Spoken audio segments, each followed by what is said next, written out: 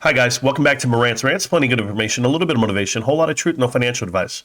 About 2 days ago, I saw a video for the first time, and it said AMC is going to hit all-time highs this week. And I was blown away. I was like, how can you predict that off of what? So I went ahead and saw the theory, and the theories matched whatever graph they were drawing. And it was Ant Trades. Anthony, hi. I know that you're very enthusiastic about your stock, and you have a big following now all of a sudden, and people want to see it hit all-time highs because you said it would. The unfortunate part is these guys have not done the homework when it comes to your TA. My crew has. I have a good crew here. We got bankruptcy lawyers, we have former CEOs, and then of course we have a TA guy. And I just happen to have the best TA guy in the business, Badass Trader. Badass Trader. He is a super stock moderator, and he comes to me and says, "Hey, Marantz, you know what? You might be onto something." And maybe we are. So let's go ahead and look at it, and we'll see what it is. So I'm going to explain to you something. First, I'm mimicking your chart. Okay, now I have the trend line right. I have that it's an actual breakout because it is. It's an actual breakout, which you had there. And what you're claiming is that now we're going to rock it because you have a fractional theory. Now I have a whole theory behind that, but we'll do that at the end of the video. Remember, this is one edit. This is one take, actually. No edits, no cuts. I just explained the chart to you guys. So this is his chart, Anthony's, and he said, hey, it touched the line, it retracted for about 10 days, 2 weeks, whatever, and it finally broke out. So it should have all-time highs any day now. That might be true if all things were equal, right? If you're looking at this and you think in that direction. But what you're looking at, and whenever you look at this linear chart, okay, and I heard them ask you, and I know Badass Trader heard them ask you, I heard them ask you, they said, why don't you use logs? And logs is short for logarithmic trading. Like, why don't you look at that time frame? Because I'll just give it to you like this. Like, what's the difference, right? So linear, do you look over here? If you guys look at the price difference, this is even. Of all things being equal, you have $5 bars, $5 little squares. Everything moves up by $5.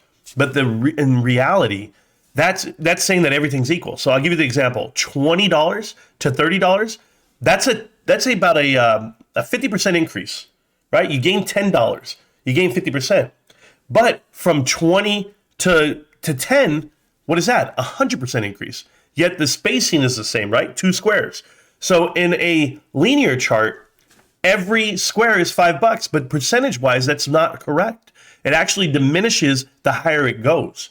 That's why whenever you're doing a chart over a long period of time, you do logarithmic trading. And I'll show you what that means right now.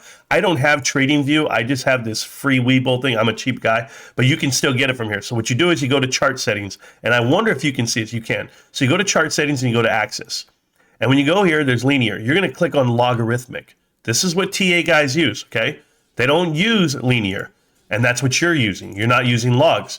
So when you go to logs, okay, they're going to factor in the percentage change. That's what you see over here on the right-hand side. So now when you're doing your math, and for what you're trying to do you see how far off you are? You're extremely off on your trend line. So if you take your trend line, okay, and it's okay to be wrong because, hey, I've been wrong before too. But when you take your trend line, and I'll shrink it up so that I can move it, or I'll even delete it and I'll just draw another one. Let's go ahead and draw this new trend line from here, but let's let it touch where you think, right? And now you're going to come way out here. So this is your new trend line. Now do you see what wedge you're in and what's not breaking out? You had a technical breakout, sure, but not an all-time high breakout from this compressed view that you have, right? This is on the weekly chart here I'm looking at. We can do the daily, we can do whatever chart you want to look at. It's the same thing on your end. So I'm using your time frame and looking at the way you are. I don't see it being an all-time breakout. I don't see it kicking because this is how you look at it on logs, right? So now when I go this way, let's go back to your original trend line. Let's go ahead and go back to settings. And remember, we're going to keep that there. We're going to go to axis and we're going to go to linear. Now we go to linear. Look how far off you are.